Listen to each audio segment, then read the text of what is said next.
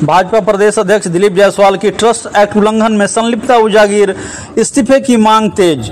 Jan Suraaj party Aurangabad के जिला party मुख्यालय में आयोजित प्रेस कॉन्फ्रेंस में प्रदेश कमेटी सदस्य तजम्मुल खान ने कहा है कि आज भाजपा प्रदेश अध्यक्ष दिलीप जायसवाल पिछले 25 वर्षों से किशनगंज स्थित माता गुजरी मेडिकल कॉलेज पर अवैध कब्जा जमाए हुए हैं।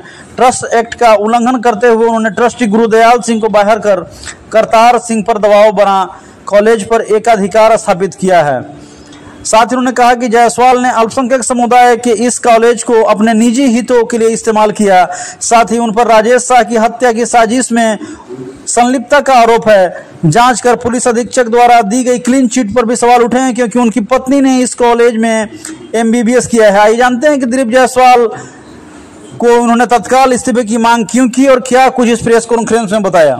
दिलीप जायसवाल जी की तरफ से इसलिए है कि दिलीप जायसवाल किशनगंज के रहने वाले हैं।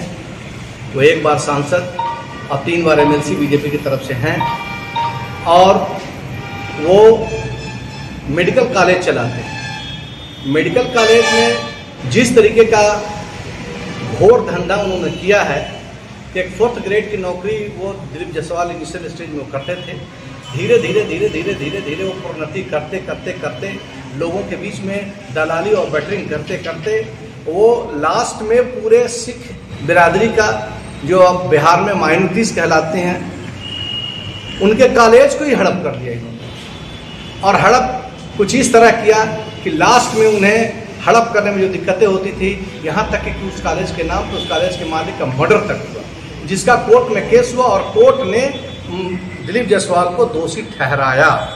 लेकिन आप जानते हैं कि दिलीप जायसवाल बहुत बड़े पार्टी के नेता हैं। जब बीजेपी से वो कम MP रहे हैं।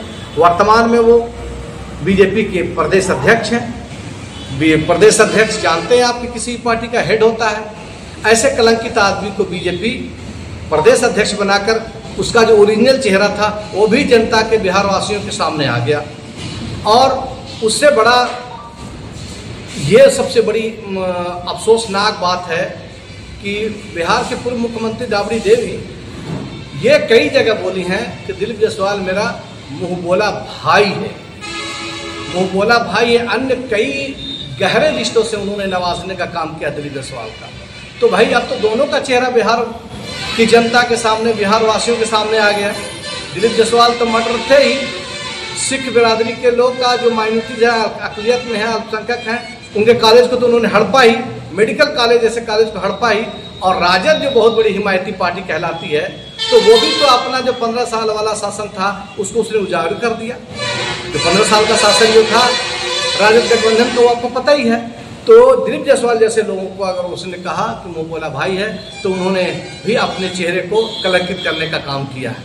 क्या लग रहा है विधानसभा चुनाव से पहले भाजपा के कद्दावर नेता के ऊपर इस प्रकार का इल्जाम क्या कुछ भूचाल लाने वाला है? नहीं, इल्जाम आप पत्रकार महोदय आप इल्जाम करें नहीं। मैं हमारे नेता प्रशांत किशोर जो भी बातें बोलते हैं वो तथ्य के साथ बोलते हैं। हमने अगर कहा है कि वो मर्डरर हैं, हमने अगर कहा है कि उन्होंने कॉलेज को हड़पा है, तो उसका सबूत मैं दे रहा हूँ। डे बाई डे का 25 साल का हम लोगों के पास। आप जानते हैं कि हिंदुस्तान में अगर प्रशांत किशोर जी किसी चीज़ के लिए अगर मशहूर हैं तो इसी के लिए हैं कि ये डेटा के मास्टर हैं, ये सच्चाई के मास्टर हैं, ये हकीकत को उजागर करते हैं। आप क्या समझते हैं किसी चीज़ की 25 साल के परत दर परत है, तो उसको उखाड़ने में कितना समय लगा होगा, कितने लोग लगे होंगे, कितनी सच्चाई को ढूंढने में कहाँ लोगों को हम लोगों ने इस सच्चाई को उजागर किया है।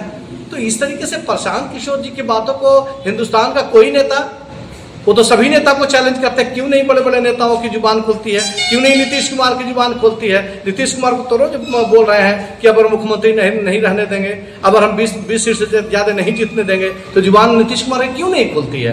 बीजेपी को हर तरह से हम लोग चैलेंज कर रहे हैं और करेंगे। और नवंबर में आप एकदम पूरी आश्वस्त रहिए कि एकदम भी जनसुराज की सरकार बन रही है। हम लोग नवंबर में पूरा निज़ाम बिहार का बदल देंगे। जो ये दोनों गठबंधन मिलकर के ये काम कर रहे हैं कि कभी बीजेपी के तरफ से, कभी राजद के तरफ से, ये नीतीश कुमार, तो हम लोग बीजेपी को भी ठीक कर देंगे और राजद गठबंधन को भी ठीक कर देंगे और भ्रष्ट ऑफिसर को भी बिहार में ठीक कर देंगे। महागठबंधन चुनाव आयोग को घेरने का काम किया और बिहार बंद भी उसने इस पर किया, क्या कहेंगे? देखिए, हमारे नेता का स्पष्ट कहना है कि मैं धरना प्रदर्शन में बातें यकीन नहीं रखता हूँ।